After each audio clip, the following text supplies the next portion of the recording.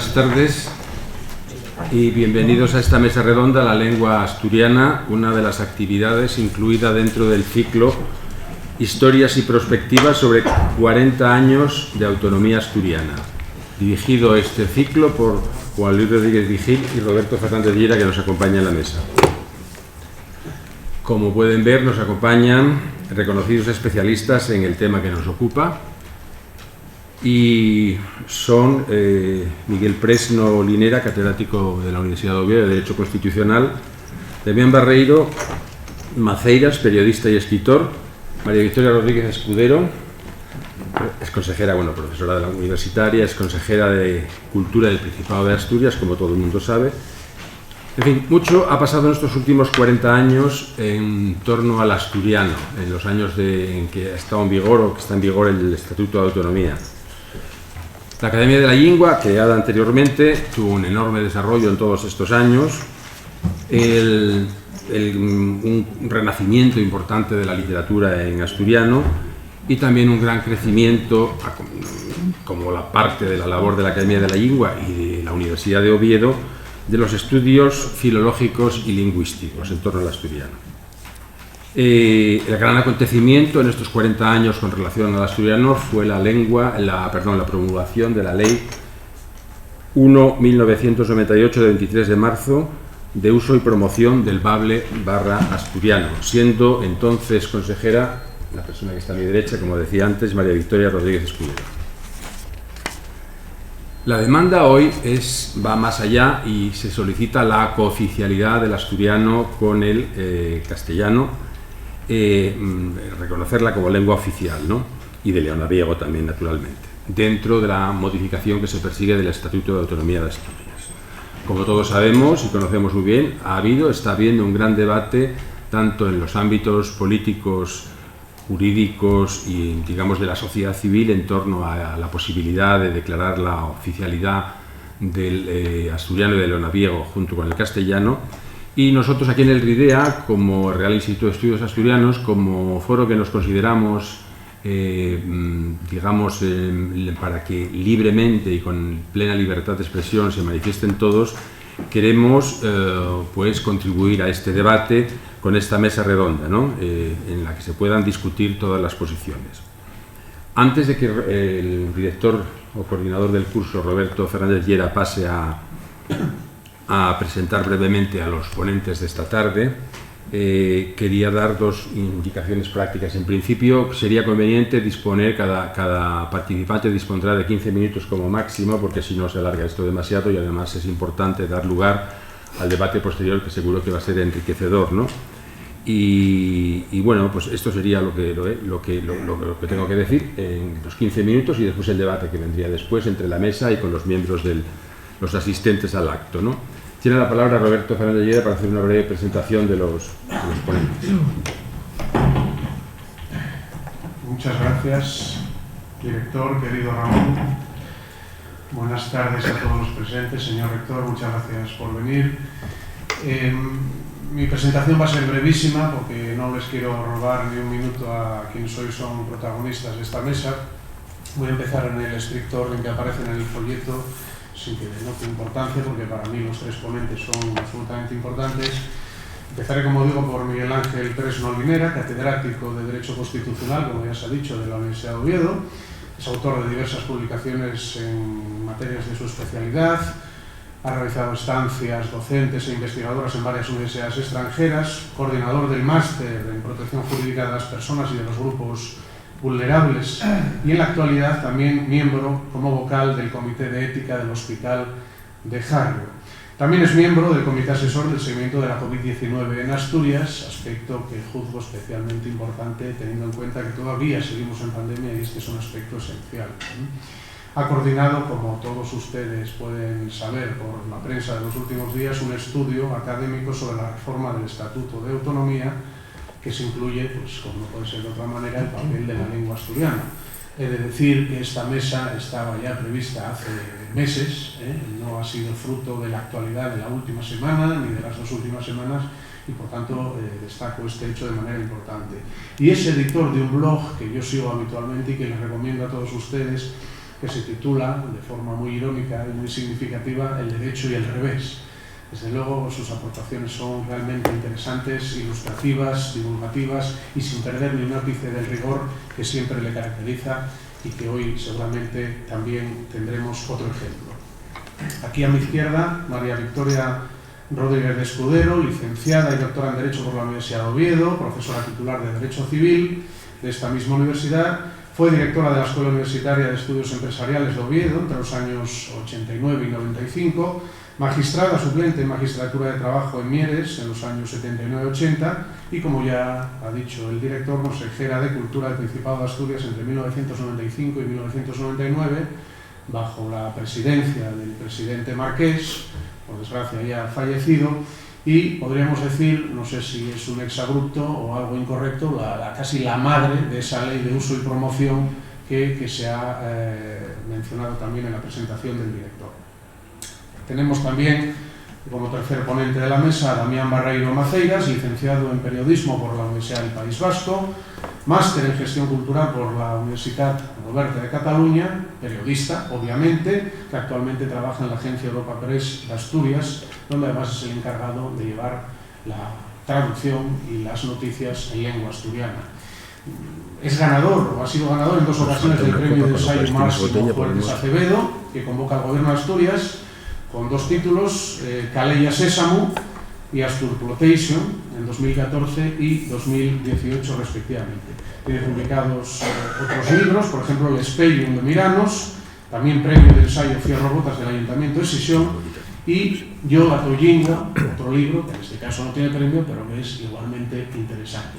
Por tanto, estamos ante 3 personas que nos pueden ilustrar con rigor, con pluralidad, que son las señas de identidad de este Real Instituto, sobre un tema, por qué no decirlo, polémico, pero sin duda interesante y obligado en un ciclo de historias y perspectivas de la autonomía asturiana, donde, cómo no podíamos dejar de lado el tema de la lengua. Así que, sin más, director, moderas la mesa, yo he terminado mi labor. Muchas gracias.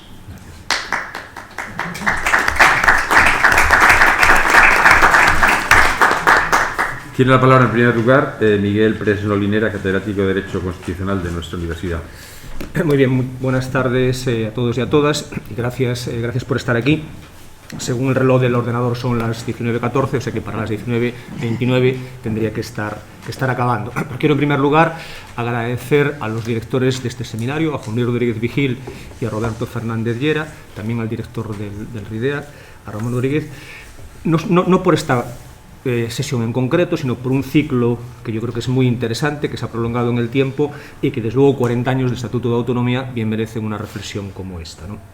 Y en segundo lugar, agradecerles particularmente que me hayan invitado a participar en esta sesión, acompañado por mi compañera y colega María Victoria Rodríguez Escudero y por Damián Barreiro. Perdón. Está el micrófono. Bien.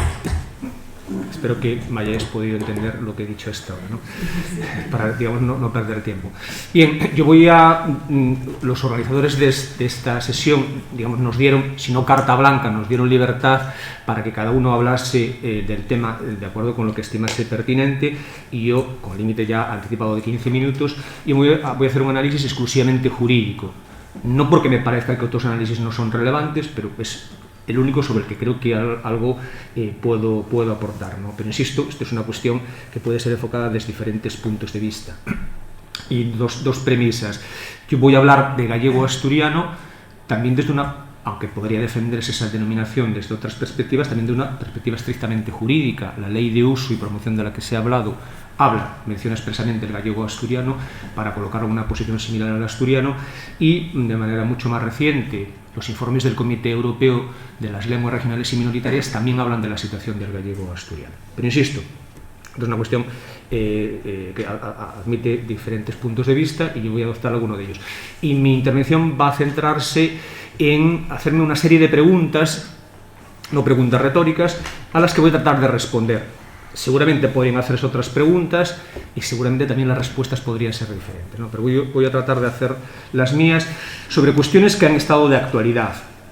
Algunas de las preguntas, desde mi punto de vista jurídicamente, la respuesta es relativamente clara, pero en otras queda abierta, ¿no? Y bueno, esto creo que también es una cosa importante, saber que hay cosas que están abiertas y que tan legítima y válida es una decisión como puede ser otra. La primera pregunta sería, ¿pueden tener la condición de lenguas oficiales el asturiano y el gallego asturiano? Y yo diría, en términos jurídico-constitucionales, sin ninguna duda. ¿Por qué? Bueno, porque el Tribunal Constitucional, en una jurisprudencia reiterada en el tiempo, ha dicho que la lengua que puede ser propia de una comunidad autónoma es la que es característica, la histórica, la privativa de ese territorio, y que se contrapone a la lengua común, que es la característica de todo el Estado español. Entonces, el carácter propio de la lengua, por tanto, sería la premisa para que esa lengua pueda tener en un estatuto de autonomía la condición de cooficial. Y yo creo que se puede justificar que el asturiano y el gallego asturiano son lenguas históricas, características y privativas de Asturias. Y por hacer una analogía, pues es lo que se ha hecho con el catalán en Cataluña y en las Illes Baleares, con el valenciano, denominado así en la Comunidad Valenciana, con el euskera en el País Vasco y en parte de Navarra, o con el gallego en nuestra vecina comunidad autónoma. Segunda pregunta, ¿cómo se adquiere la condición de lengua cooficial? Bueno, yo creo que aquí la respuesta es, creo que conocida, pero que no está más recordarla. En nuestro caso, a través de una reforma del Estatuto de Autonomía. Y el propio Estatuto de Autonomía nos ha dicho cómo hay que hacer eso. Exige una mayoría cualificada de 3/5 en la Junta General del Principado de Asturias y una posterior aprobación como ley orgánica por las Cortes Generales, es decir, por mayoría absoluta del Congreso de los Diputados. Nuestro Estatuto de Autonomía no contempla la figura de un referéndum para la reforma estatutaria, cosa que sí ha ocurrido en otras comunidades, o cosa que sí está prevista en otras comunidades autónomas. Pero eventualmente, en una reforma del Estatuto, se podría incluir que futuras reformas incluyeran el referéndum. Pero yo creo que esto no se podría aplicar a la primera reforma, ¿no? Una cosa en la que nos ha insistido mucho quizás es que en quién tiene iniciativa, quién tiene capacidad para reformar el Estatuto de Autonomía. Y la tiene en el Consejo de Gobierno, una cuarta parte de los miembros de la Junta General, de lo que son 45, habría que redondear al alza, serían 12, y 2/3 de los municipios asturianos. Por tanto, serían necesarios 52 municipios asturianos. Tampoco se ha incidido mucho, quizás es una de las cuestiones en las que más me voy a extender, tampoco se ha incidido mucho en qué pasaría si se aprueba una reforma estatutaria en Asturias, se envía a las Cortes y luego hay una disolución de las Cortes. Eso en principio no tendría ningún tipo de consecuencia, porque no decaería la iniciativa estatutaria. Es decir, que un eventual nuevo Congreso de los Diputados y un nuevo Senado debatirían la propuesta que les hubiese enviado el Parlamento asturiano. Por tanto, no habría ningún problema en que la propuesta no se enviase de manera inmediata. Quizás no se aprobase en esta legislatura, pero eso no impediría que se aprobase en una legislatura inmediata, ¿no? Por cierto, no me resisto a recordar que hay una iniciativa de reforma constitucional remitida por el Parlamento asturiano en el año 2013 y todavía ni siquiera se ha tomado en consideración, con lo cual igual uno no sería muy optimista si manda para allí la reforma y ve pasar el tiempo, ¿no? Tercera cuestión, ¿cuál podría ser el contenido de esa reforma estatutaria? Bueno, aquí evidentemente se abren mucho más las opciones. Yo aquí planteo alguna, ¿no? Voy a simplemente poner un par de diapositivas sobre cuál podría ser un nuevo artículo 4 del Estatuto de Autonomía de Asturias. Podría decir algo parecido a esto. El asturiano es la lengua propia del Principado de Asturias y junto con el castellano es lengua oficial de la comunidad autónoma, de conformidad con lo que se establezca en las leyes de normalización lingüística. El gallego asturiano es la lengua propia del territorio comprendido entre los ríos Eo y Navia y es también lengua oficial de la comunidad autónoma, también de conformidad con lo que se establezca en las leyes. Es decir, habría una lengua propia de una zona del territorio y otra que también sería propia de otra zona del territorio. Es decir, yo creo que es difícil de justificar que el asturiano fuese oficial en Vegadeo y que el gallego asturiano fuese oficial en Oviedo, porque creo que no reunirían la condición de lengua histórica, privativa o característica. Y en estos dos hipotéticos apartados tercero y cuarto se recogería algo en lo que ha insistido el Tribunal Constitucional: el derecho a utilizar las lenguas oficiales, el derecho de los ciudadanos del Principado a conocerlas y una cosa fundamental, que nadie pueda ser discriminado por razón de la lengua.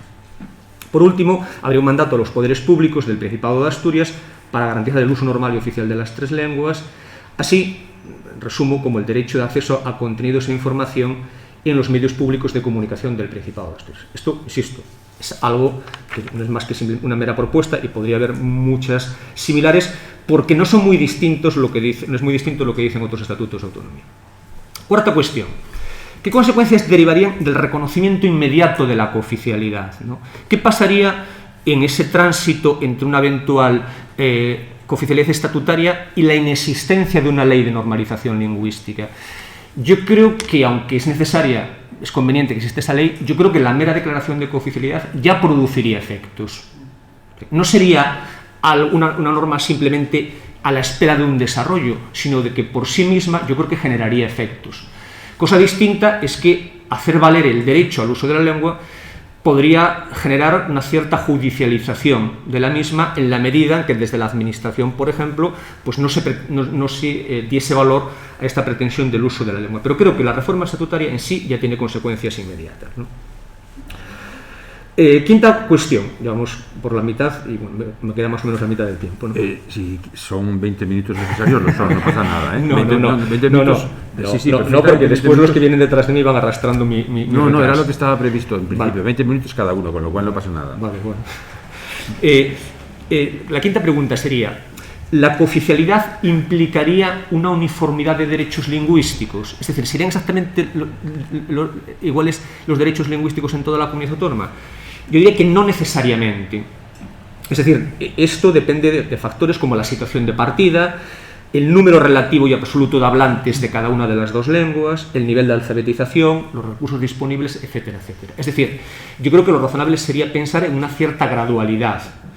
Y eso es lo que se ha hecho en otras comunidades autónomas, en las que la ley no ha previsto consecuencias inmediatas en todos los ámbitos del sector educativo, en todos los ámbitos de la administración, en la universidad, etcétera, etcétera. Yo creo que hay que entender que no habría de inmediato, por la mera aprobación del Estatuto de Autonomía, pues suficiente capacitación lingüística entre el personal funcionario y el personal docente de los distintos sectores educativos, en los medios de comunicación, los formularios e impresos necesarios.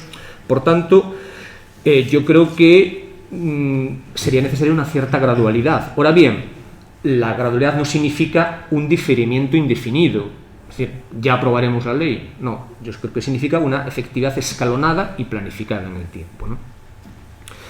Sexta cuestión, o sexta pregunta, ¿no? ¿Qué tipo de acuerdo exigiría la declaración de cooficialidad? Bueno, el marco jurídico ya lo tenemos claro, ya sabemos que serían necesarios esos 3/5 en el Parlamento asturiano y luego aprobación por ley orgánica en las Cortes Generales. Me refiero al plano político.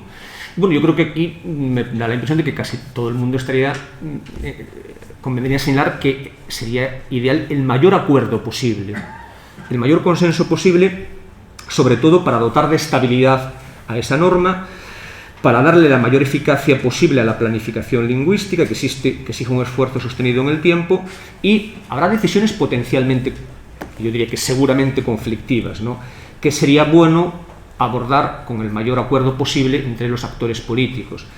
Ahora bien, acuerdo mayoritario no significa unanimidad. Tiene que haber una mayoría cualificada, de hecho ya se exige para la aprobación de la reforma estatutaria, pero insisto, no hace falta unanimidad. Y consenso no es unanimidad, es otra cosa, es un acuerdo entre la mayoría de los actores políticos. Séptima cuestión, que es una cuestión que ha surgido relativamente reciente. Nosotros no la tratamos en ese informe porque en el momento no se planteaba, ¿no? ¿Cuál sería la mayoría requerida en el Parlamento asturiano para aprobar la ley de cooficialidad? La regla en democracia es la de la mayoría simple, es decir, que las decisiones se toman por más votos a favor que en contra, y en determinadas circunstancias se exige algún tipo de mayoría más cualificada. Aquí ya estaríamos hablando, en el caso de la reforma estatutaria, de 3/5, y en el caso de su paso por las Cortes Generales, de mayoría absoluta del Congreso. Y en principio la ley de cooficialidad, como cualquier ley que se apruebe en Asturias, se podría aprobar con más votos a favor que en contra, y sin tener en cuenta las abstenciones. ¿Se podría exigir una mayoría más cualificada? En términos jurídicos, desde mi modesta opinión, no hay ningún problema. Se podría establecer una mayoría absoluta o una mayoría de 3/5. Sería una exigencia un tanto, digamos, atípica, en el sentido de que no es frecuente. Las leyes en principio se aprueban por más votos a favor que en contra, ¿no? Y la regla de la democracia es en principio la regla de la mayoría. pero es verdad que sería una manera de incorporar necesariamente a más opciones políticas a esa ley de normalización lingüística, e insisto, desde un punto de vista jurídico a mí no me ofrece dudas de que eso sería perfectamente posible. Es decir, que el propio Estatuto de Autonomía contemplase que la ley de normalización tuviese que ser aprobada por mayoría de 3/5. Si el Estatuto no dice nada, la ley yo creo que se aprobaría por mayoría simple. Y si el Estatuto dice que hay 3/5, entonces no se puede aprobar por 3/5, si no hay 3/5, salvo que se reforme el Estatuto de Autonomía. No sé si me he explicado. Por tanto, insisto, desde un punto de vista jurídico a mí no me ofrecería ningún tipo de problema. Voy ya abordando las últimas cuestiones, ¿no? ¿Qué concretos derechos implicaría la oficialidad en las relaciones de la ciudadanía con las distintas administraciones públicas presentes en el Principado de Asturias? Yo creo que garantizaría el derecho a utilizar las lenguas cooficiales en las distintas administraciones públicas, no solo en la autonómica, yo creo que también en la municipal y, desde luego, en el ámbito de la Administración General del Estado presente en Asturias. Insisto, luego habría que ver cómo eso se articula en la práctica, pero eso presupone el correlativo deber de la Administración de formar al personal que pueda recibir pues, una petición en asturiano o en gallego asturiano. Eso se puede hacer de distintas maneras. No necesariamente habría que acreditar el conocimiento de la lengua antes de participar en un concurso o una oposición, se podría acreditar después, a lo largo de un tiempo, a través de diferentes formas. Pero creo que la cooficialidad presupone derechos ciudadanos y obligaciones administrativas. Insisto, habría que ver a quién se obliga, porque no necesariamente todo el personal, pero sí algunos, ¿no? Y por tanto, esto, insisto, habría que tenerlo en cuenta. La novena cuestión. ¿Y en el ámbito educativo qué pasaría? Como sabéis, esto es una cuestión también que ha generado controversias en el Tribunal Constitucional, ¿no? Especialmente respecto del caso catalán. Bueno, en el ámbito educativo podría haber distintos modelos, y de hecho los hay. No es el mismo el modelo del País Vasco que el de Galicia, que el de Valencia o que el catalán. Con carácter general, el Tribunal Constitucional ha admitido que el castellano y la lengua propia pues, sean vehiculares, entendiendo esto como medio de comunicación en el conjunto del proceso educativo. Y luego se podría bascular a favor de una u otra de las lenguas, es decir, que X asignaturas se impartiesen en una lengua y otras en otra. ¿Podría ser el asturiano y el gallego asturiano que fuesen, digamos, la única materia que se impartiese obligatoriamente? Sí, podría ser. Pero también sería perfectamente posible que fuesen más materias las que se impartiesen en estas lenguas cooficiales. Eso dependería de lo que decida el legislador y también se podría ir modulando con el paso del tiempo. Por último, la pregunta clave, ¿no? Y en conclusión, bueno, pues en conclusión diría, depende. ¿Y de qué depende? Bueno, pues depende de muchas cosas. Es decir, el derecho no deja de ser una herramienta, ¿no? Que puede servir para diferentes cosas. Entonces, si esto depende de que, en primer lugar, de que exista una mayoría cualificada, si no hay esa mayoría cualificada, no va a haber reforma estatutaria. Eso es algo evidente. Salvo que se reformase el Estatuto de Autonomía para aligerar el procedimiento de reforma. Bueno, se me parece muy alambicado, ¿no? Yo creo que tendría que haber, evidentemente, esa mayoría. Y a partir de esa mayoría habría un escenario que sería el Estatuto de Autonomía, que también podría dejar un marco relativamente amplio, no conducir necesariamente a un tipo de cooficialidad, sino que en función de las diferentes mayorías parlamentarias pues podría haber diferentes modelos de cooficialidad. Bueno, eso es lo que quería contaros. Muchas gracias por vuestra atención y bueno, quedo a vuestras disposiciones para si luego hay algún tipo de pregunta o crítica o debate. Muchas gracias.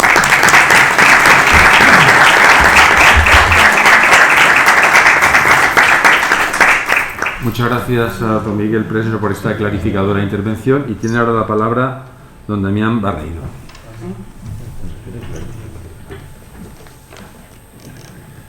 Bueno, hola. Bueno, lo primero, muchas gracias a Ridea por convidarme y por organizar este xornais y... Escucháisme bien, ¿no? Sí. Por organizar este xornais y, bueno, sobre todo esta mesa para hablar un poquitín del futuro de la lengua asturiana, que al final, bueno, hay un patrimonio, uno de los más importantes patrimonios culturales que tenemos en Asturias y, bueno, está muy bien hablar del so pasado, del so presente y sobre todo del so futuro. Yo lo que voy a hacer es repasar un poquitín cómo evolucionó la industria cultural en asturiano a lo largo de estos años y pensar un poquitín cómo podría evolucionar y qué valor podría tener dentro de Asturias esa producción cultural en un futuro, pues yo espero que con oficialidad, mirando para lo que pasó pues en otros territorios de España. La industria cultural en asturiano echó a andar en los años 70 con el nacimiento de la asociación Concello Bable y la aparición del movimiento conocido como Surdimiento, la corriente cultural y literaria centrada en el exposigue de la lengua asturiana y que dio origen a la moderna reivindicación lingüística. Surgieron obras y grupos que trataron temas nuevos, desde la política al erotismo, frañando con el costumismo anterior. Además aparecieron una montonera de autores que igualaron en número a todos los sus predecesores y que en los más de los casos superaronlos en calidad. Los primeros libros del Surdimiento tuvieron auspiciados por el Seminario de Lengua Asturiana de la Universidad de Oviedo. En 1982 apareció la Academia de la Lengua Asturiana, institución que comenzó una política editorial y convocó de ellos concursos que afalaron la creación literaria y la investigación lingüística. Otra manera, en 1980, la Diputación de Oviedo creó un premio de narraciones furties que con la llegada de la autonomía convirtióse en el premio de novela Josefa Xovellanos, el que fue el más importante de nuestras letras. Los concellos y de asociaciones también siguieron esa política de fomentar la creación literaria y a través de ella la edición asturiana. Y también empezaron bien feo a convocar concursos. La actividad editorial privada en asturiano principió el camino gracias a Chibros del Frou, que entre el año 86 y el año 83 y el 86 publicó 8 libros de poesía. 2 años después del zago de esta aventura literaria que entamó Antón García, surgió Albizoras Libros, dirigida por el profesor universitario Juan Carlos Villaverde.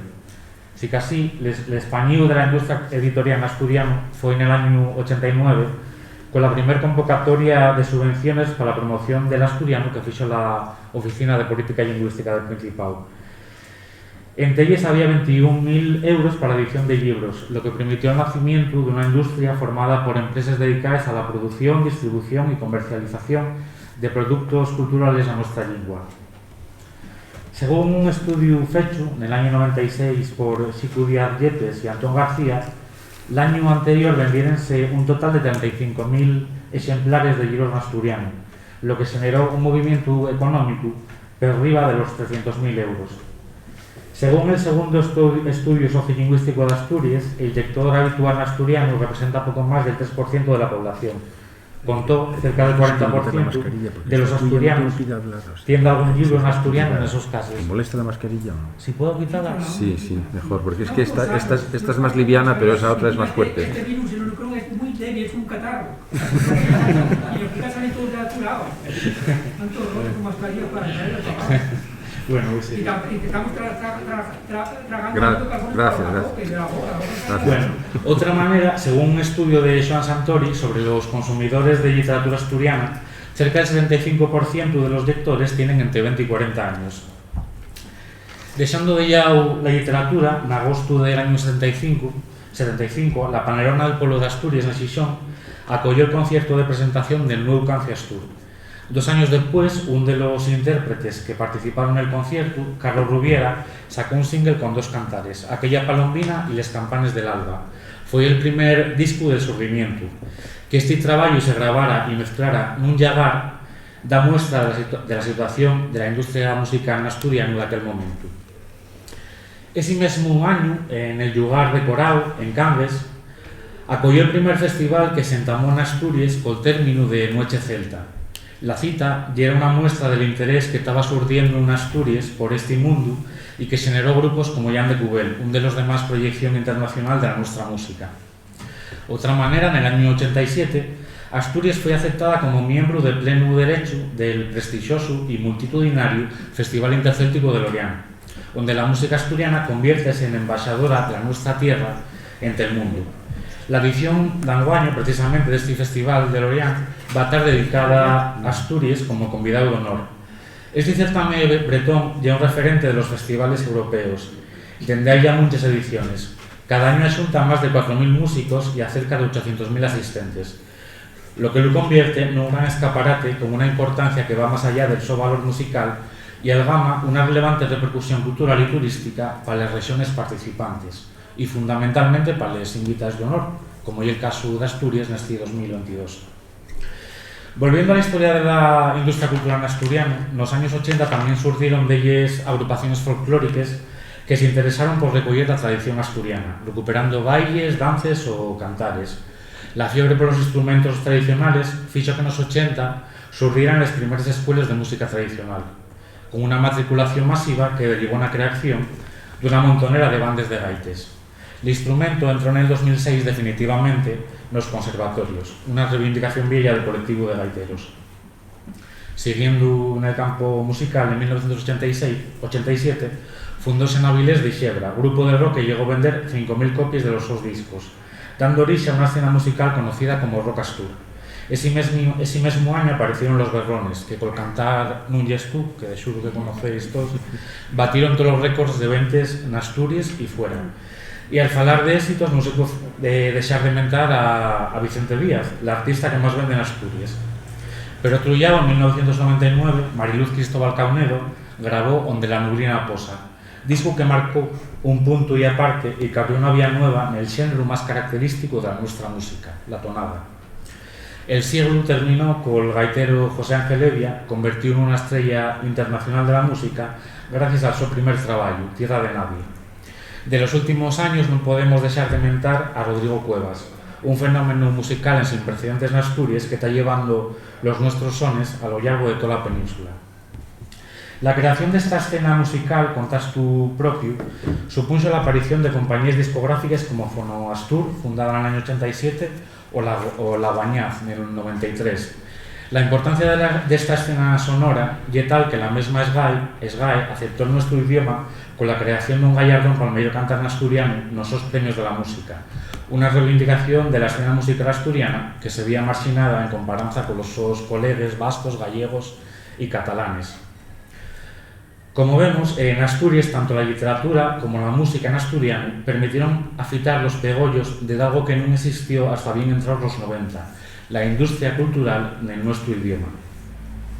A pesar de que no hay cifras oficiales sobre el peso del sector en la economía regional, la Dirección General de Política Lingüística contó con un presupuesto en los últimos años que anduvo alrededor de los 2 millones de euros, cantidad que supone el 0,04% del presupuesto anual de la comunidad autónoma y que generó actividad directa e indirecta en un buen número de empresas. A diferencia de otros territorios bilingües del Estado, en Asturias no hay ningún organismo destinado a apoyar la industria cultural en asturiano y llevarla fuera de nuestras fronteras, como pasa con el Institut Català de les Indústries Culturals, la Agencia Galega de las Industrias Culturales o el Instituto Etxepare Vasco. A pesar de esto, estos nombres de los que fui falando, el celtismo musical, la literatura en asturiano permitió a la música asturiana y a la literatura salir fuera y ser el gran escaparate de Asturias entre el mundo. En el campo literario podemos mentar autores como Joan Bello, Berto Apiñán y Antón García, por citar nada más de algunos, posiblemente los 3 más conocidos, que salieron fuera de nuestras fronteras y vieron traducidas sus obras a otros lingües, poniendo la nuestra literatura, la literatura asturiana, en el terreno de la cultura universal. Todo esto a pesar de la falta de visibilidad de estos productos en los puntos de venta y la curtia presencia mediática en los medios de comunicación. La ayuda de la administración, al igual que existe para las eléctricas o para el castellano, ya es indispensable en este proceso. No se puede esperar que la iniciativa privada sea la que vertebre un mercado y salve la nuestra cultura. La responsabilidad ya es política y esta tiene que apostar decididamente por la promoción, el marketing, la distribución y el posicionamiento en el punto de venta. En este sentido, ya es fundamental el apoyo de los medios de comunicación públicos, que tienen que tener como prioridad la información y la promoción de la producción cultural. El apoyo a la industria cultural también es promover una imagen de país, una imagen de la marca Asturias, vinculada más al desarrollo tecnológico, lo que en par permite la promoción de bellos productos. Si un territorio tiene una buena imagen, la inversión en él es más atractiva. Hay bellos ejemplos de esto a lo largo a lo largo del mundo, como Corea del Sur. Desde los años 90, en medio de una crisis económica, las autoridades coreanas decidieron hacer una apuesta importante por la industria del entretenimiento, impulsando la música y las series de televisión en idioma coreano. Way, el conocido como K-pop, y la marca de un país que renació de quedar desfecho en la guerra de Corea a ser una de las potencias culturales más importantes del mundo. Eso atrae a millones de turistas que busquen los escenarios de filmación de series y películas, y que también se extiende a otros ámbitos como la gastronomía, la literatura o el aprendizaje del idioma coreano. Podemos hablar de la película Parásitos, la primera coreana que ganó la Palma de Oro en el Festival de Cannes y que se fichó con 4 premios de la Academia estadounidense en el 2020, entre ellos el de la mejor película y mejor película internacional. Otra manera, edita la serie El Juego del Calamar, la más vista de la historia de Netflix. Esto nada más que son ejemplos de que en sin movilizar una industria pesada pueden generarse puestos de trabajo, exportaciones y ganancias, que además influyen en la marca de país y que permiten impulsar otros aspectos del territorio. Pero no tenemos que ir tan Johnny. Edita Galicia, que ahora está muy de moda, falase mucho de ella. En Galicia, la llegada del autogobierno y la declaración del gallego como lengua oficial de la comunidad permitió poner en marcha una política de promoción de la creación cultural y, mesmamente, una canal de televisión en gallego que fue fundamental para cambiar la imagen que los ciudadanos de esta tierra tenían de la su cultura y de la su lengua. Gracias a esto y a la apuesta de la Xunta de Galicia por convertir el sector audiovisual en un importante sector económico, Way, una serie en gallego como O sabor das margaridas, puede verse en Netflix, posicionándose en el 2019 como la 7ª serie más vista del Reino Unido y en Irlanda en lengua no inglesa. Ese mismo año llegó a las salas cinematográficas la película O que arde, rodada en gallego y ambientada en la Galicia rural. Estrenóse en el Festival de Cannes, convirtiéndose en la primera en gallego proyectada en la sección oficial, y donde ganó el premio del Xurau, lo que permitió que se estrenara en este país en versión original con subtítulos. De España convirtióse en la 10ª película más vista y ganó de ellos premios Goya. Además, fue preseleccionada por la Academia del Cine Español como una de las candidatas a representar a España en los Oscars. Pero más de recién, y centrándonos en el campo musical, podemos hablar del caso del fenómeno generado por el trío musical Tanxugueiras, que por la su participación en el Benidorm Fest, donde arrasaron con el voto popular, a pesar de que el xurao impidió que por la primera vez un cantar nunha lingua cooficial representara a España en Eurovisión, este grupo convirtióse en uno de los grandes reclamos de cara a los festivales musicales de este verano en todo el estado. Escribió el historiador José Manuel Núñez Seixas que Tanxugueiras pasó de ser un grupo musical a un referente nacional, de una nación en sin estado, la gallega, para muchos galleguistas en sin duda, pero también de una nación plural o multicultural, la española. Un pueblo defínese por las manifestaciones populares que las personas producen, en las que la población participa de forma activa y que son resultado de una interacción continua. La cultura popular transmitióse a lo largo de los siglos y de generación en generación de forma oral, pero en el mundo postindustrial una cultura no puede vivir nada más del folclore. Eso contenido va a estar determinado por las industrias que generen el material cultural, como son el cine, la televisión, la radio o las editoriales. Una cultura nunca está definitivamente construida y nunca llega de algo cerrado. Depende de procesos abiertos. Las políticas de cultura y de comunicación lleven al conocimiento, a la promoción de valores y a la mejora de la calidad democrática de una sociedad, pero también a la modernización de la industria productiva y a la búsqueda de sectores económicos nuevos, además de ser una fuente de cohesión social.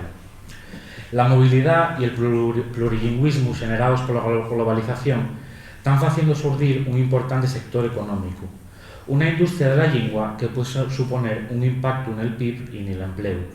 Estudios hechos para otras lenguas demuestran este hecho, como en el caso del vasco, un idioma minoritario que genera alrededor de 56.000 empleos, un 6,3% de los trabajadores vascos, y representa el 4,2% del PIB de este territorio, lo que se traduce en unos 2.800 millones de euros al año. Nel caso de Asturias e del asturiano, todavía fai falta echar a andar unha industria del doblaxe, facer unha aposta por series de producción propia e promocionar a nosa música a través de los medios de comunicación. Como resultado desta situación, todavía está pendiente la configuración de una cultura popular asturiana nueva que acabe dando un sentido renovado a la asturianía del siglo XXI. Una cultura popular que progrese nun contexto de globalización, popularidad y multiculturalidad. Y bueno, más nada, muchas gracias.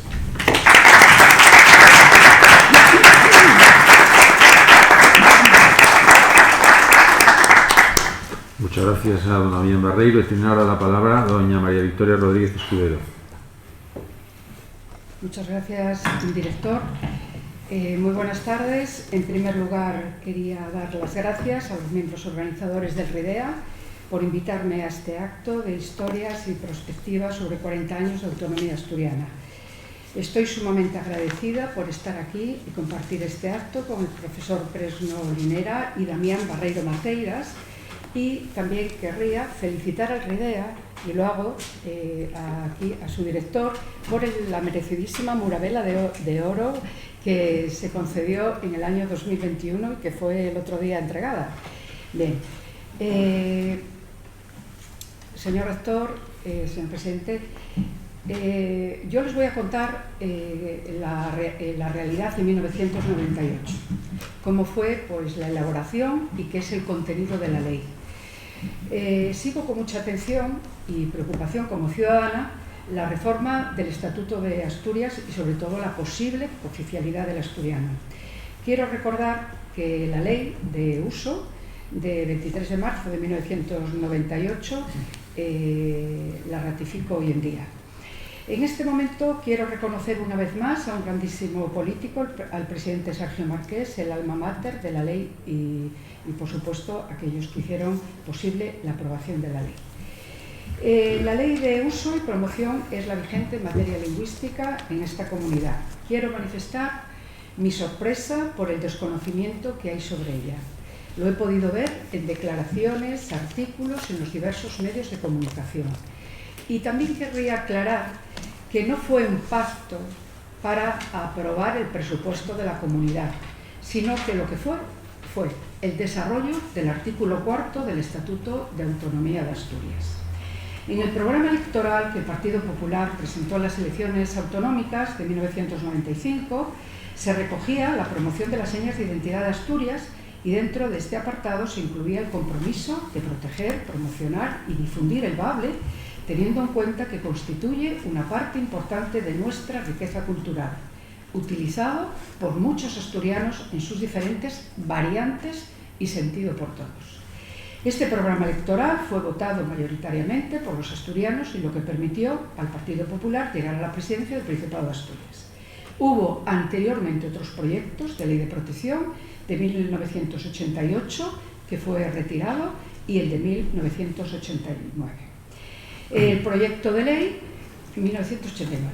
El proyecto de ley fue aprobado por el Consejo de Gobierno en 1997 y en su preámbulo refleja el espíritu del artículo 4 del Estatuto de Autonomía. El bable gozará de protección. Se promoverá su uso, su difusión en los medios de comunicación y su enseñanza, respetando en todo caso las variantes locales y voluntariedad en su aprendizaje. Una ley del Principado, en segundo lugar, regulará la protección, uso y promoción del bable. La misma ley orgánica del Estatuto de Autonomía, pues en otros apartados, habla del fomento de la protección en sus diversas variantes, como modalidades lingüísticas que se utilizan en el territorio del Principado de Asturias. Tampoco se olvida, y está en el artículo 2 y en una disposición adicional, el gallego asturiano, que tendrá un tratamiento similar al asturiano en lo que se refiere a protección y respeto, enseñanza, uso y tutela en su ámbito territorial. Esta ley respeta, como no, la Constitución y el contenido de la Carta Europea de las Lenguas Regionales y Minoritarias, adoptado en 1992 con rango de convención por el Comité de Ministros del Consejo de Europa. que fue firmado el 5 de noviembre del mismo año por 11 Estados miembros, entre ellos el español, no así el francés. Los Estados que lo han suscrito se comprometen a adoptar medidas concretas en favor de las lenguas regionales o minoritarias. Me gustaría incidir en el título de la Ley de Uso y Promoción. También me gustaría aquí hacer alusión a una sentencia del Tribunal Constitucional del año 2021 que habla precisamente que no es la cooficialidad la única manera de proteger. Concretamente voy a leer lo que dice.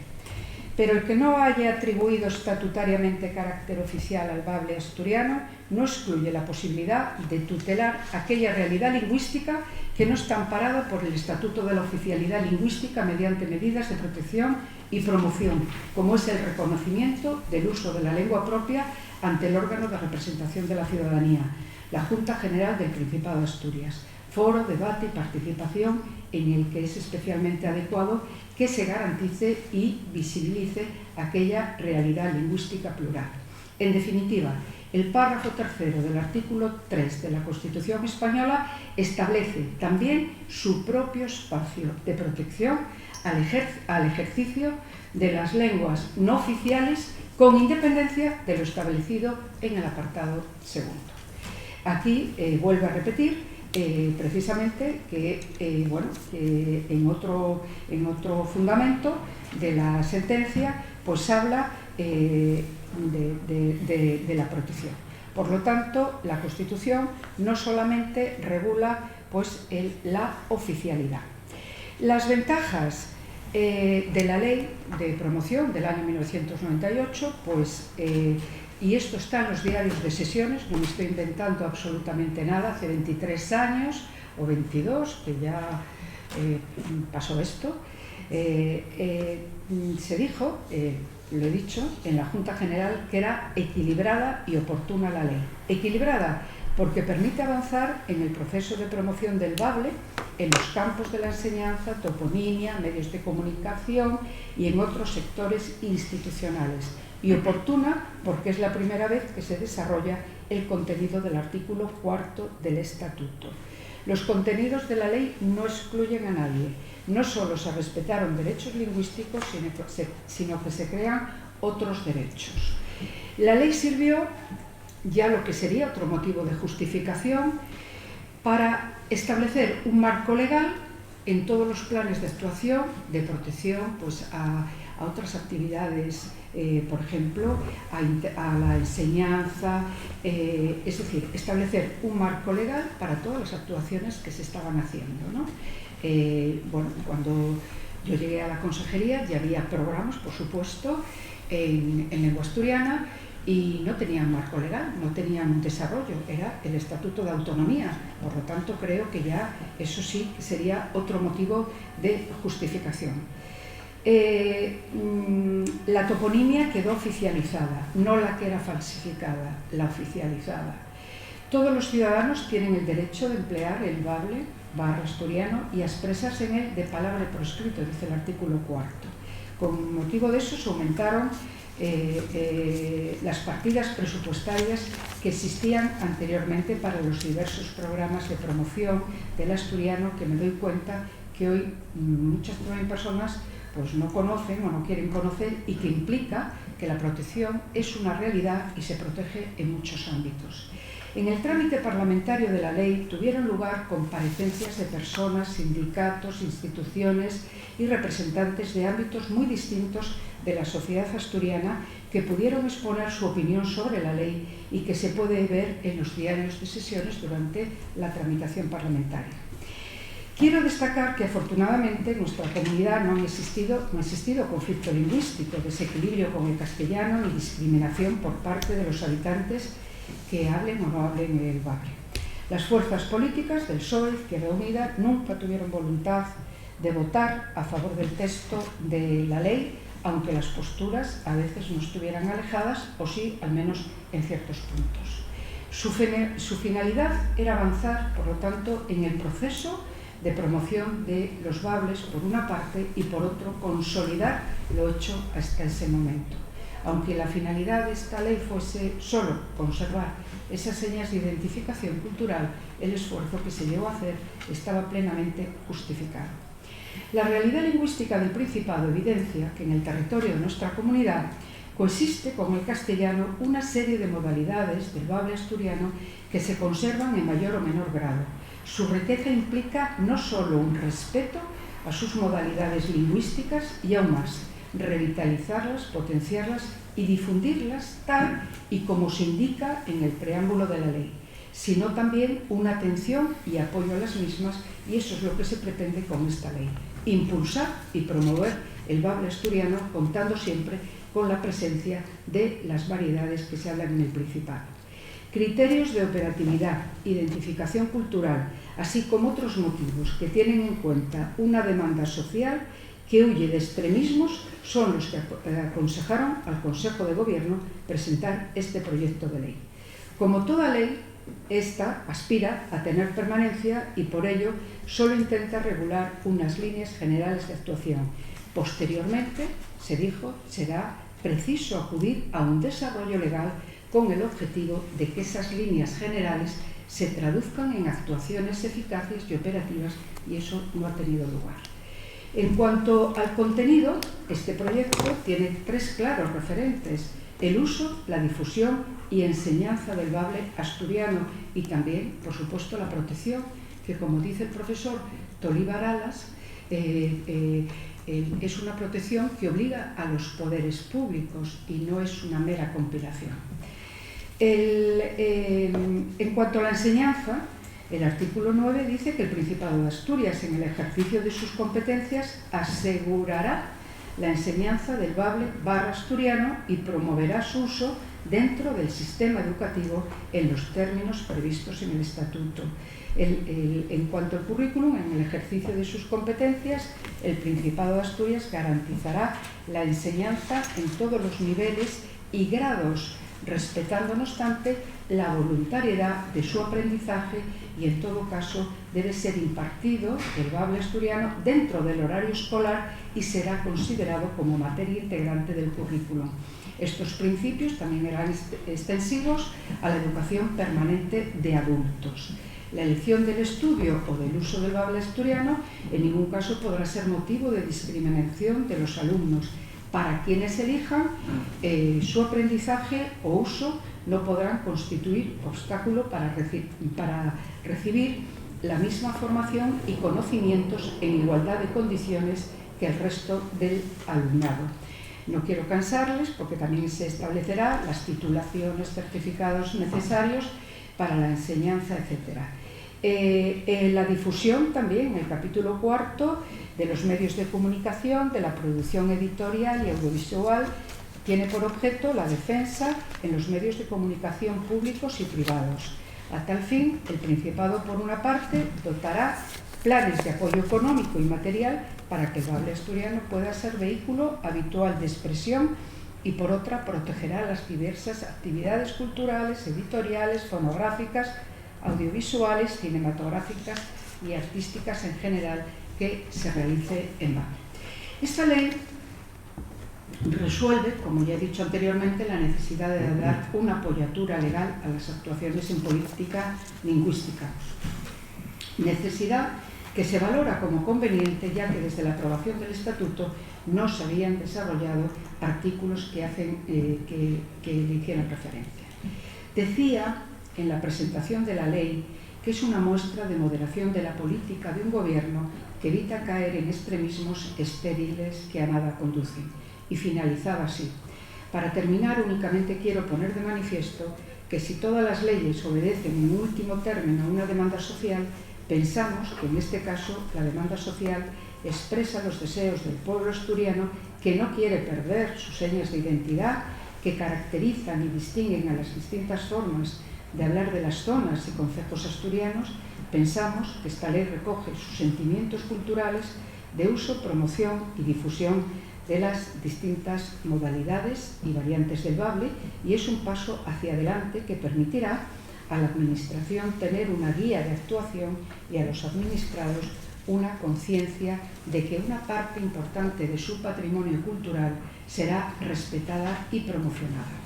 La mayor parte de las enmiendas las había de dos clases, unas que estaban recogidas en la ley de una manera clarísima y otras que consistían en exigir la obligatoriedad de la lengua. Les puedo poner un ejemplo, el de Izquierda Unida. La enmienda a la totalidad, en esta enmienda de la totalidad pretende dar una respuesta a un proyecto de ley absolutamente insuficiente, me decían, desde la perspectiva de este grupo parlamentario. El proyecto de ley, a nuestro juicio, es un proyecto tremendamente limitado por su falta de concreción, su vaguedad y sus significativas omisiones que no dan respuesta a las demandas y necesidades de normalización de la lengua. Me seguía diciendo el portavoz de Izquierda Unida. Dice que era la ley del podrá. Uno de los problemas de esta ley es que no obliga al gobierno, decía, no diseña una política de intervención y el carácter potestativo del articulado libera al gobierno de toda obligación efectiva. En el lugar, decía que era en lugar de que el conocimiento del bable asturiano podrá ser valorado en las oposiciones y concursos convocados, pues que el Principado de Asturias, sus sociedades o entes públicos valorarán su grado de conocimiento, insuficiencia del artículo 4 del Estatuto. Es curioso también y lamentable que la presentación de este proyecto se haga sin mencionar ni una sola vez, decía, que el asturiano es la lengua tradicional de Asturias, como plantea la propia ley, el propio proyecto del Consejo de Gobierno. Y nuevamente me volví a sacar el señor Valledor, que a quien quiero muchísimo, representante de Izquierda Unida, que decía que nuevamente volví a hablar yo y que sacaba otra vez el fantasmón de los bables. Era así como ese respeto a las variedades lingüísticas le llama el fantasmón de los bables. La postura del Partido Socialista, que decía que le gustaban cosas de la ley y otras no, venía a mantener una postura vaga, pero que sostenía que había que ver a largo plazo su evolución.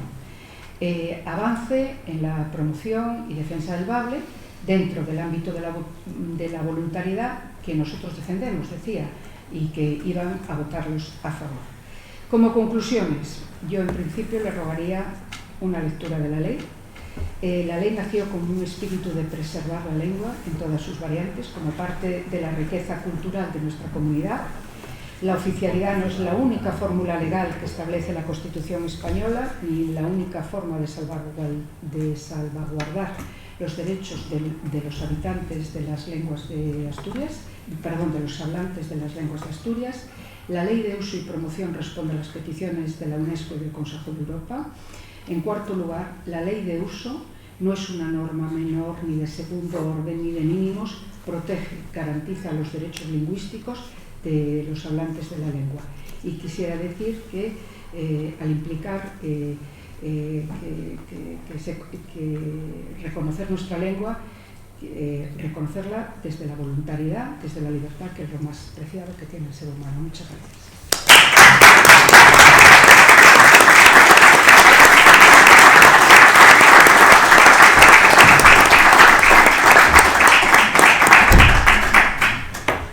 Muchas gracias.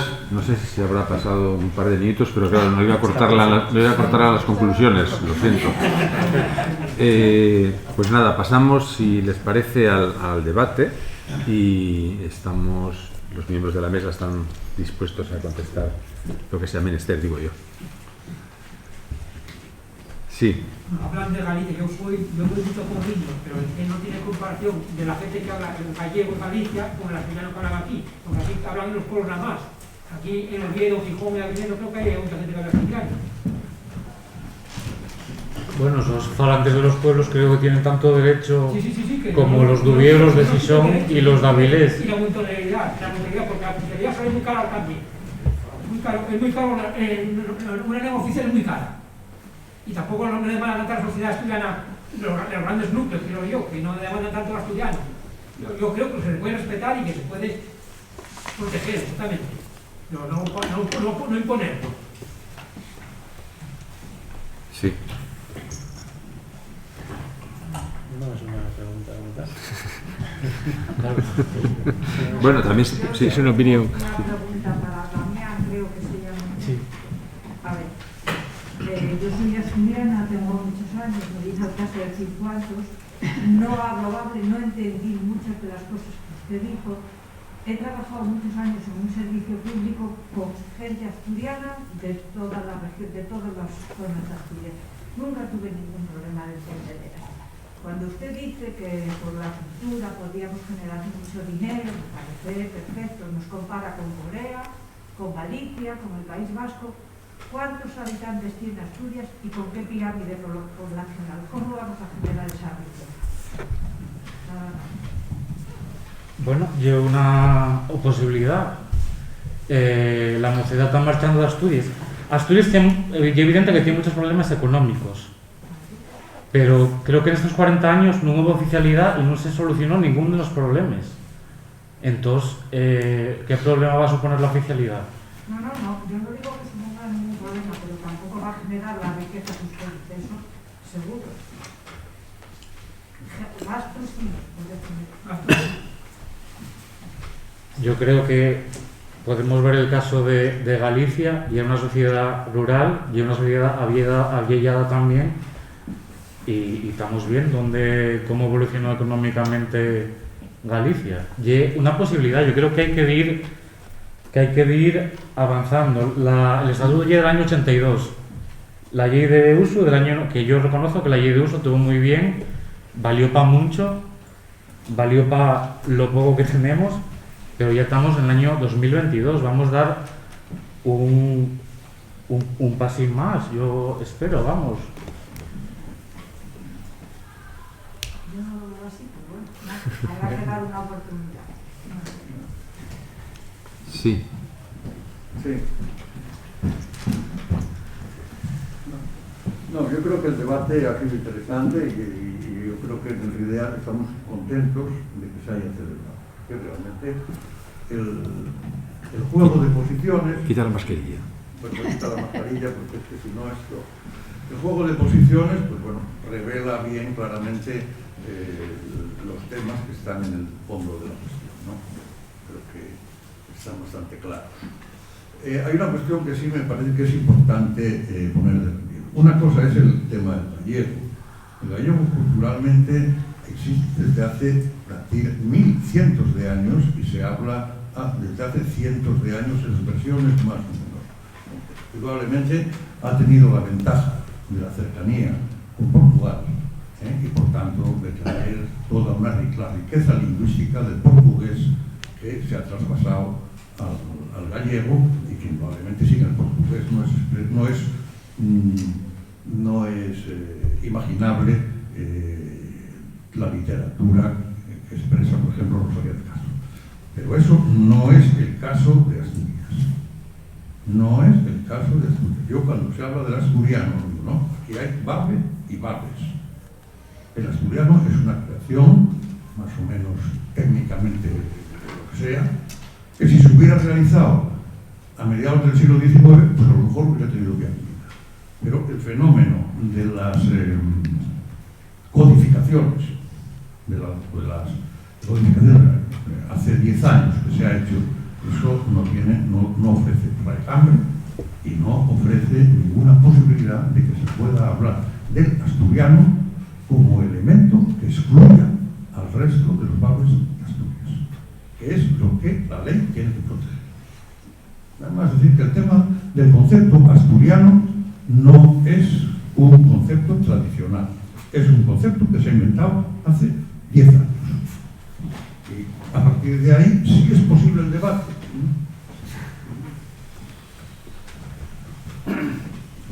Sí. ¿Alguien de la mesa quiere decir algo? Podéis intervenir. Sí, pues entre vosotros mismos también. Interpelar. Yo veo mucho a la canción asturiana filarmónica. Yo, otros asturianistas que veo por ahí, no veo en la canción asturiana, tanto que asturiano dicen que son. Y pues vamos a la canción asturiana, no va. Sería... Porque oigo mucho a la canción del asturiano en filarmónica, pero todos los que son asturianistas no los veo por ahí metidos. Bueno. Sí. Sí, Ramón. Sí, quisiera aclarar esto que se acaba de decir sobre la existencia o no del asturiano.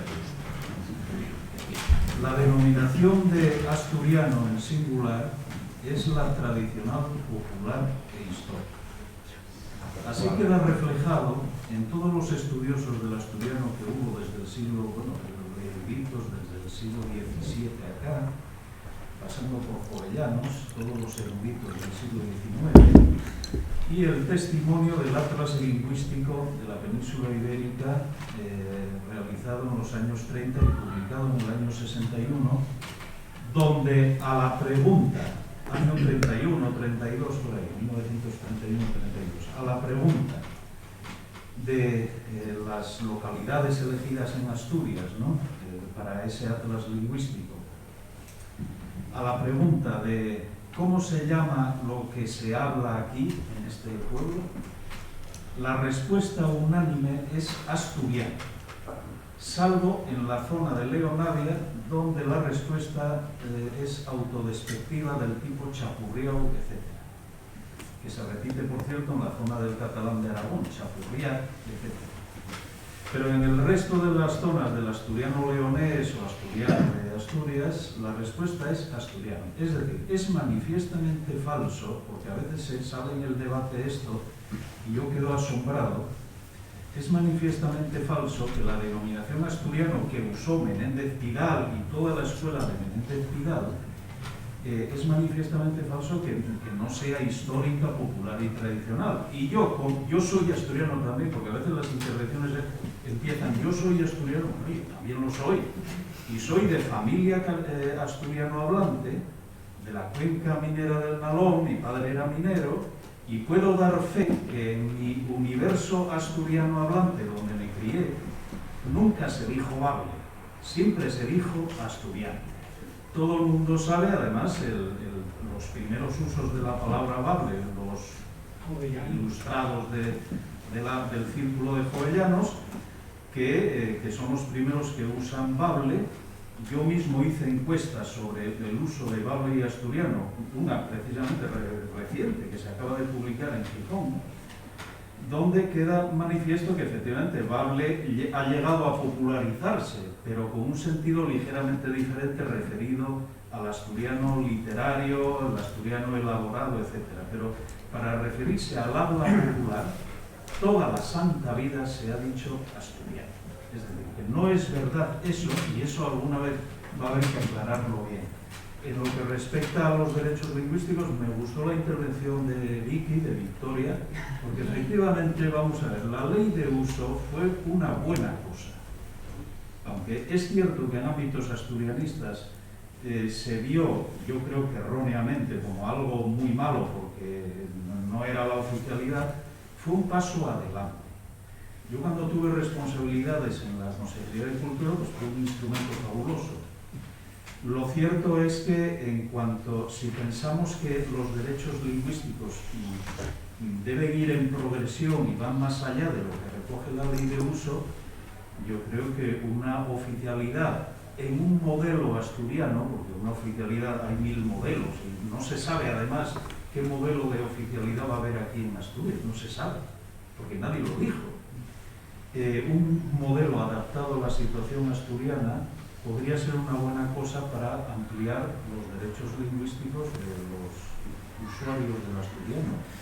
No creo que se parezca, yo imagino, y con esto acabo, no creo que la futura oficialidad del asturiano se parezca a la gallega, ni a la vasca, ni a la navarra, va a ser la asturiana, seguramente.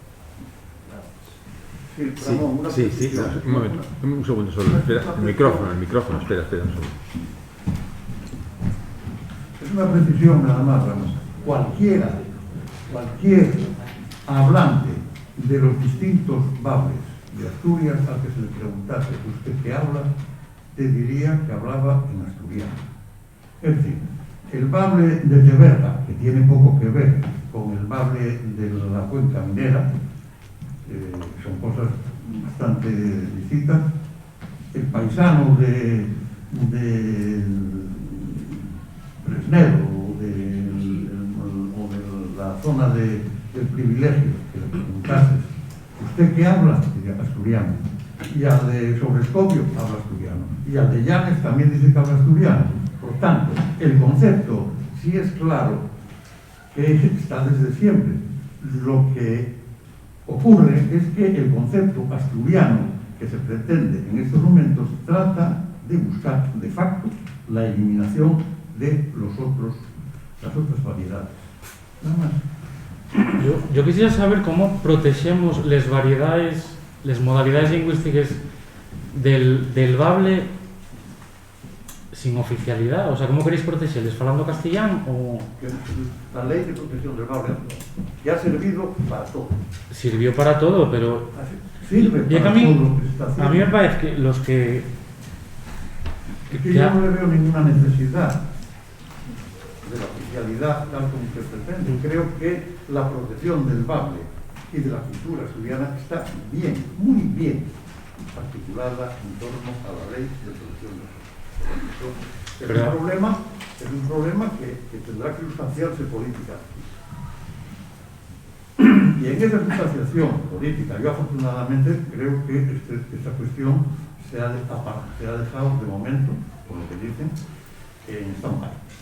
Y creo que el gran debate ahora está aquí. ¿Por qué es de izquierdas este asunto del bable? Es una de las cosas más sorprendentes que yo veo muy bien que sea partidario los de Izquierda Unida y en general los comunistas de esto. Al final hay teóricos, Stalin el primero, en la materia idiomática, pero yo no encuentro, y he buscado desde Adler hasta los teóricos del socialismo austriaco más y tal, ni una palabra sobre la identificación de la socialdemocracia con las lenguas estas minoritarias. Creo que es un tema de reflexión y que debería ser en estos momentos el gran tema de reflexión. ¿Qué tiene que ver la socialdemocracia, el socialismo con el tema de los valores? A ver, que se explique, por lo menos. Yo no he encontrado ninguna justificación, pero no me niego a pensar de que a lo mejor existe, al margen de la elemental sentimentalidad.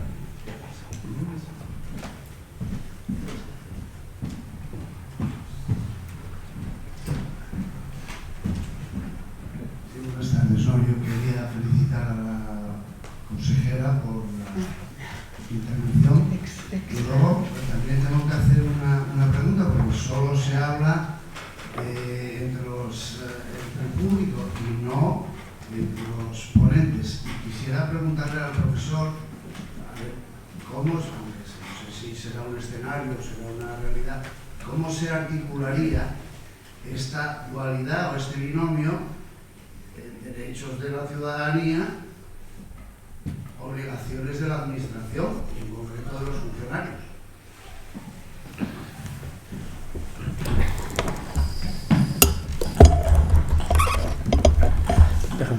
Bueno, siempre que hay un derecho, para que ese derecho sea eficaz, es necesario que haya algo que garantice en la práctica ese derecho. Es verdad que algún derecho, bueno, la libertad de expresión, la libertad de expresión yo la puedo ejercer sin necesidad aparentemente de ningún tipo de soporte ni de ayuda, basta simplemente con que no me censuren. Ahora bien, cuando yo pretendo hacer valer algunos derechos respecto de la propia administración, pues por ejemplo, enviar un documento oficial en la lengua cooficial, es preciso que desde el lado de la administración haya alguien que entienda el documento, que no me puede decir, oye, mire, no es que le admito o no le admito lo que pide, es que no entiendo lo que me dice. Entonces tiene que asegurarse que haya esa interlocución. Por tanto, tiene que haber una formación mínima. Y eso, repito, se podría articular de diferentes maneras. Exactamente, yo soy profesor en la universidad.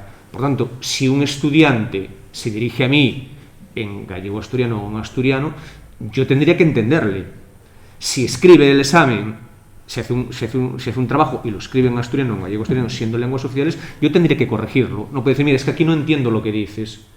Por tanto, yo tendría que formarme para ser capaz de atender al ejercicio de ese derecho. Y eso es básicamente lo que supondría en el ámbito de... Lo que pasa que, como ya se ha dicho también por distintas personas, eso abre diferentes escenarios. Es decir, si en el sector educativo obligatorio pues no es lo mismo que se imparta en asturiano la lengua asturiana y el gallego asturiano que se impartan más materias. Porque si se imparte más materias, entonces el profesorado de esas materias también tendrá que estar formado en las lenguas, ¿no? Cuando ahí abre ese escenario. Pero insisto, no se puede decir que no hay obligatoriedad desde el punto de vista de la administración. Claro que la va a haber, porque es la garantía de que el derecho sea eficaz. Insisto, luego se podrá ver cómo se articula eso en la práctica, cuánto tiempo se le da al personal para que sea capaz de atender eso, cuánto personal va a ser necesario, pero alguna obligatoriedad sí hay. O sea, no es una cosa puramente graciosa de que yo me pueda dirigir en asturiano o en gallego asturiano, sino es que usted tiene que conocer la lengua en la que yo me estoy dirigiendo a usted para que mi derecho sea eficaz. Para que este curso de Adolfo Posada no podría ser. Bueno, tendría que ser... Claro, está hablando usted, claro, ya de corregir un examen. Claro, no. Eso ya es... No, bueno, pero... otro costal. No, bueno, es... lo que es la relación ciudadano-administración. Claro, pero de la misma manera que para dar clase en inglés se exige una acreditación mínima y no cualquiera puede dar clase en inglés, para dar clase en asturiano cualquiera no podría dar clase en asturiano. Tendría que tener una acreditación y hay unos certificados homologables con el resto de las lenguas, pues bien sea a través de la Escuela Oficial de Idiomas, los distintos ámbitos, hay unos exámenes oficiales, hay una cualificación y eso es lo que acreditaría ese grado de conocimiento de la lengua. No es una cosa, insisto, puramente voluntarista. Bueno, ya nos arreglaremos. No, bueno, ya nos arreglemos y nos arreglamos. Entonces, eso, digamos, tiene que normativizarse también.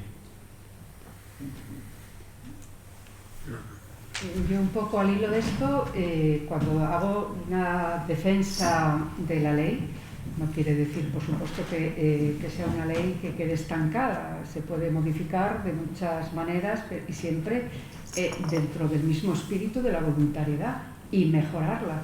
Estamos hablando de una ley que, bueno, que tiene unos años y que yo sobre todo lo que veo es que no se conoce. Se están reivindicando cosas que están ahí, que están completamente ahí en la ley. Entonces, bueno, pues lo que muchas veces pensaban que eso sirve como para entretenernos y nada. No, tiene muchísimas posibilidades. Y si se hace pues las reformas convenientes dentro de ese espíritu del estatuto, por supuesto, bueno, pues yo creo que se pueden garantizar muchos más derechos. Desde luego los que están aquí se garantizan. Sí, más intervenciones. Sí. Sí, bueno, yo creo que estamos en un momento o sea, que el asturiano ahora tiene como dos caras muy diferentes, ¿no? Dos estampas que se pueden visualizar. Una es que los hablantes de asturiano que han aprendido asturiano por ser su lengua materna, pues están desapareciendo a una velocidad tremenda. Y por otro lado, que hay como un empuje del asturiano en la sociedad pública, no sé si tiene que ver con lo otro también, ¿no? Con esa desaparición y bueno, pues, ejerce cierto romanticismo o lo que sea, o empuje, ¿no? Que lo hace como más potente y más patente, yo creo que en la sociedad actualmente. Os quiero compartir 4 imágenes que tengo en la cabeza sobre el asturiano que he visto fuera de mi ámbito familiar, ¿no? Bueno, como hijo de 2 personas asturiano parlantes, que es su idioma materno, pero que no tengo tan natural ver el asturiano fuera del ámbito familiar. Por ejemplo, tengo una imagen muy clara de ver en la revista Magazine el libro de Juan Bello, la revista Magazine, que es de La Vanguardia, que tenía con la Nueva España, pero bueno, que era de ámbito nacional, pues yo creo que a mí me llenó de orgullo y de curiosidad, ¿no? De ver un libro en asturiano publicitado a nivel nacional. Por otro lado, tengo una imagen súper potente de una valla publicitaria en la Y del restaurante McDonald's que ponía fame en asturiano, ¿no? Creo que es algo impensable y que gracias a, no sé si a los algoritmos o a algún pensante del marketing que ha creído que era interesante, ¿no? Utilizar el asturiano para implantar o bueno, para reforzar una multinacional en Asturias. Y la última imagen que os quiero compartir no tiene nada que ver, pero es también en la Y, de ver un camión de cerveza, no me acuerdo ahora mismo qué ponía, pero estaba escrito en asturiano, y de la cerveza Bux, creo que se llama, y decir, ¿y esta gente? O sea, ¿qué cerveza es esa y por qué se comunican en asturiano? Mirarlo en casa y decir, pero si esta gente es portuguesa. Y preguntar y decir, oye, estos portugueses, ¿por qué hablan en asturiano? Y enterarme que en Miranda del Duero un idioma familia del asturiano ya es oficial y aquí no, ¿no? Y eso es lo que os quería compartir. Muchas gracias. Sí. ¿Alguien quiere decir algo más? ¿Preguntar algo más? Sí. Bueno, sin perjuicio de que haya alguna otra pregunta, yo quiero agradeceros a los tres mucho lo que habéis hecho, porque son tres intervenciones magníficas desde tres puntos de vista diferentes, complementarias. Es decir, yo aquí no veo pelea, como la veo a veces en otros foros. No la veo y no la quiero. Veo que podemos llegar a un acuerdo. Es decir, el statu quo es la ley de uso y promoción. Su madre, y permitidme que repita ese... Pues la madre de esa ley, la consejera de Cultura de aquella época, acaba de decir que la ley se puede modificar. Obviamente, nos repite una obviedad. Efectivamente, esa ley se puede modificar y, en su caso, ampliar y, sobre todo, diría yo, desarrollar muchos de los puntos que no se están desarrollando. Porque esa ley, y nos acabas de recordar, Victoria, que tenía oposición parlamentaria en el año 98, hoy parece que no la tiene. Incluso para algunos de los que se oponían, ahora se les queda hasta corta. Es decir, hay margen dentro de la ley y, desde luego, dentro del estatuto.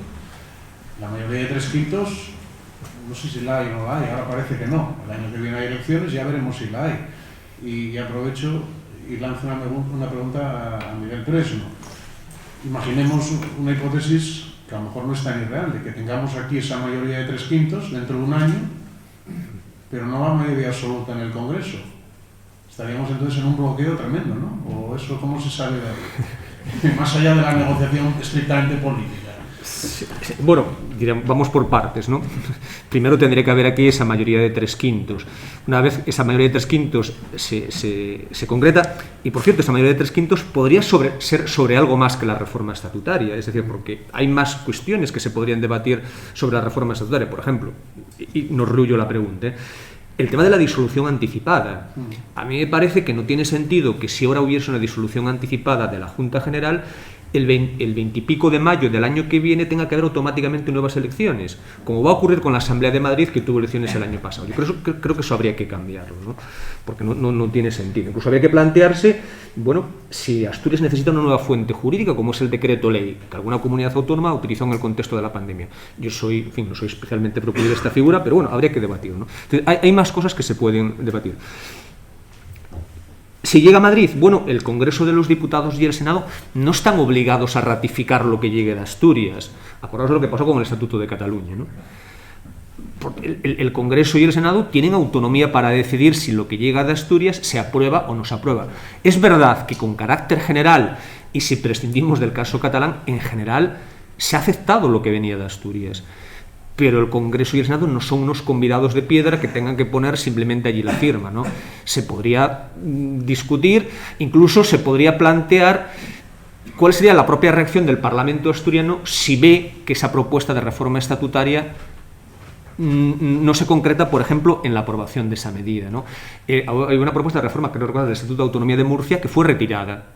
Es decir, lo que pasa es que una vez que se abre el periodo de toma, o sea, una vez que se votase la toma en consideración, digamos, la decisión de retirar la propuesta, yo creo que dependería de que la aprobase el Pleno.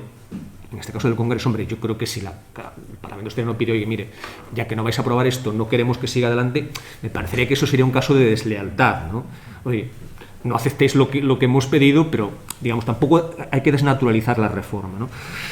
Pero bueno, yo creo que en general se han acogido las propuestas de reforma estatutaria que venían de los respectivos parlamentos autonómicos. Si llega la reforma estatutaria y no tiene la mayoría absoluta del Congreso, pues no saldría adelante.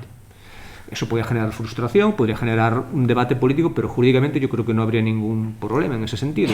Incluso, eventualmente, aunque se aprobase, pues podría ser objeto de un control de constitucionalidad. A mí me parece que, en principio, la reforma no plantea dudas de constitucionalidad. Cosa distinta es que se esté de acuerdo o no. No todo con lo que estoy en desacuerdo es inconstitucional. Puedo estar en desacuerdo en la perspectiva política, pero admitir que jurídicamente eso es válido, ¿no? Entonces, bueno, habría que ver ese escenario, ¿no?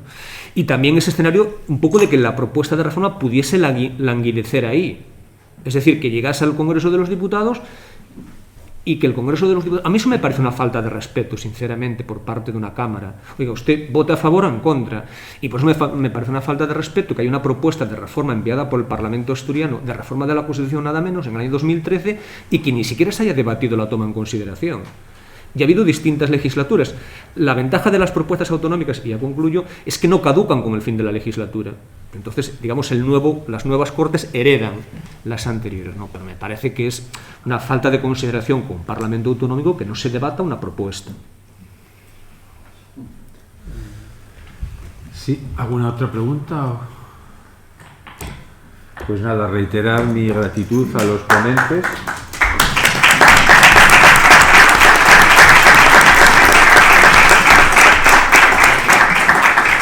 Por esta clarificadora exposición y este clarificador debate, dar las gracias a los ponentes y muchas gracias a ustedes por su asistencia y levantamos la sesión.